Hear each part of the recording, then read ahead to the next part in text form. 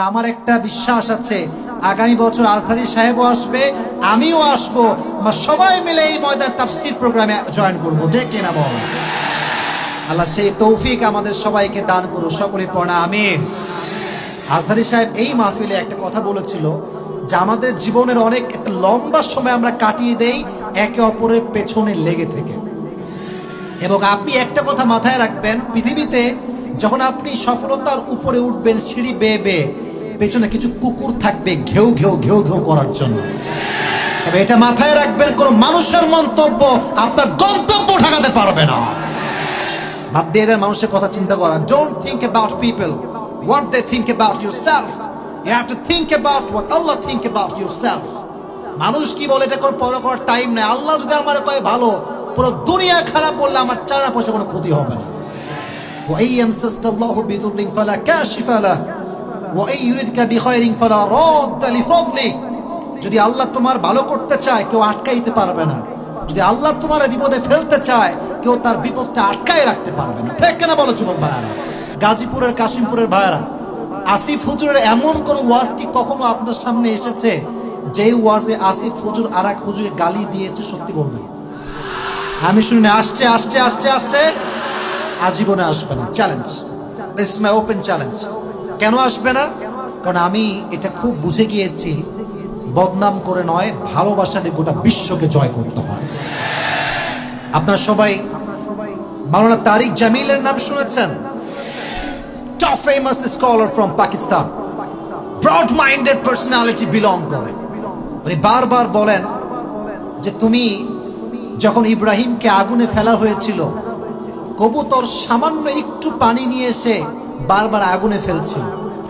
কবুতর যদি পুরো আগুনে দাও দাও করে চলছে একটা জায়গা, তার সামান্য ঠোঁটের 1 ইঞ্চি পানিতে কি আগুন নিভবে?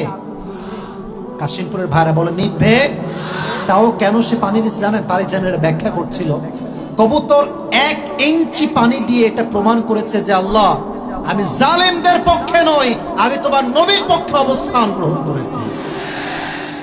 আমিও জানি যে আমার ছোট্ট মতো ছোট্ট মানুষের দ্বারা উম্মতের বিভেদ কখনো আমি দূর করতে পারবো না, এটা আমি জানি, এটা আমি মানি, এটা আমি বুঝি। বাট আমি ইব্রাহিমের সেই কবুতর হতে চাই। আমি সেই কবুতর হয়ে প্রমাণ করতে চাই, এই দেশে ইসলামের রাজ কায়েম করতে হলে ওলামা একরাম যতক্ষণ পর্যন্ত ঐক্যতার ডাক না দিবে, এদেশে ইসলামের রাজ কায়েম হবে না।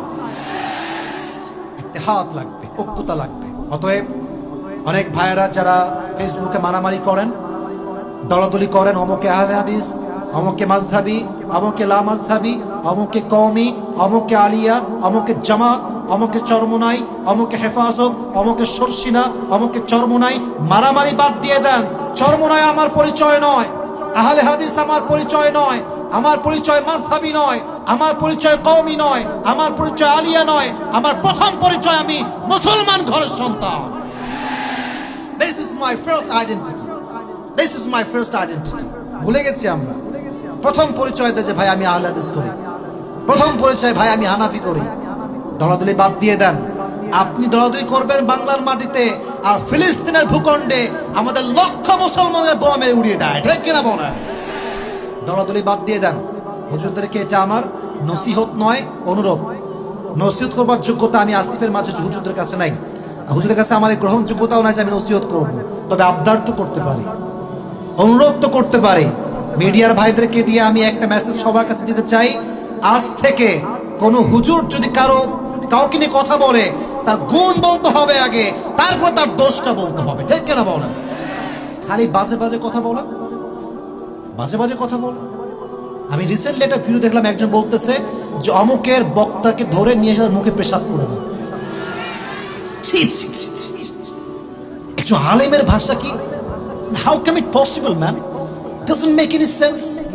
কোথায় গেছি আমরা? জাতি কোথায় গিয়েছে?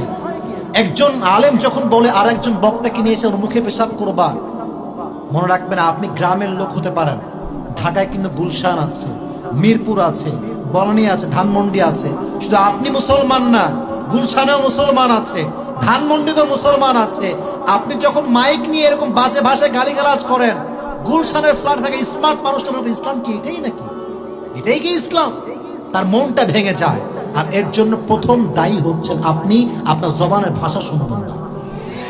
আপনাকে কে সাহস দিয়েছে এভাবে গালি দেওয়া? আপনাকে সাহসটা দিল কে ভাই? অধিকার আপনাকে কে দিয়েছে? যদি আপনার কোনো সমস্যা আপনি কল দেন, একে বসে কথা বলেন, মুআমালা করেন, কিন্তু গালি দেওয়ার অধিকার কোন মানুষের আল্লাহ দেয় নেই। ঠিক কিনা বলেন যুবক ভাইয়ারা? আল্লাহ আমাদের সবাইকে সমস্ত গালিগালাজ, একে অপরের পেছনে লেগে থাকা, এগুলো থেকে আমাদেরকে হেফাজত করুক।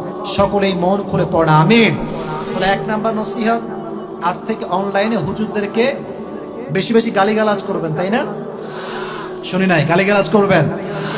আজকে যে প্রোগ্রামে আসছি কাশিমপুরে, আজকে এখানে অনেক ভাই আছে। I know that very well. এখানে অনেক ভাই আছে যারা আমাকে ফেসবুকে গালিগালাজ করে আছে এবং কমেন্টও করেছে, পোস্টও করেছে যে আমার এলাকায় অমুক জায়গায় ওই হুজুর আসতেছে, এবং অনেক বাজে ভাষায় গালিগালাজ করেছে। মনে রাখবেন, যে গালিগালাজ করে সে তার বংশের পরিচয়টা ওখানেই দিয়ে দেয়।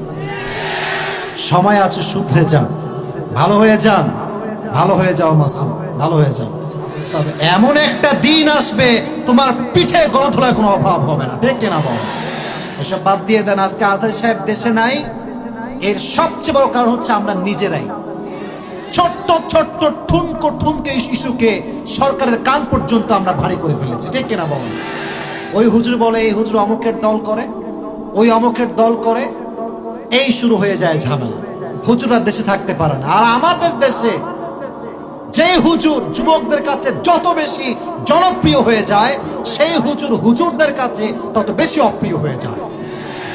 বলবে অমুক হুজুর আকীদা খারাপ, হ্যাঁ, ঈমান সমস্যা, কথা বলার সমস্যা, তুমি খুব ভালো, ইউ আর কনফার্ম জান্নাতি ম্যান। হ্যাঁ, নিজেরা মনে করে যে হাম কি হোম রে, যে নিজেকে বড় মনে করে তার তো ছোট আর কেউ হতে পারে না। ঠিক কেনা বলো যুবক ভাইয়ারা? আল্লাহ আমাদের সবাইকে ঐক্যতার সঙ্গে কাজ করার তৌফিক দান করুক। সকলে মন খুলে পড়া আমিন।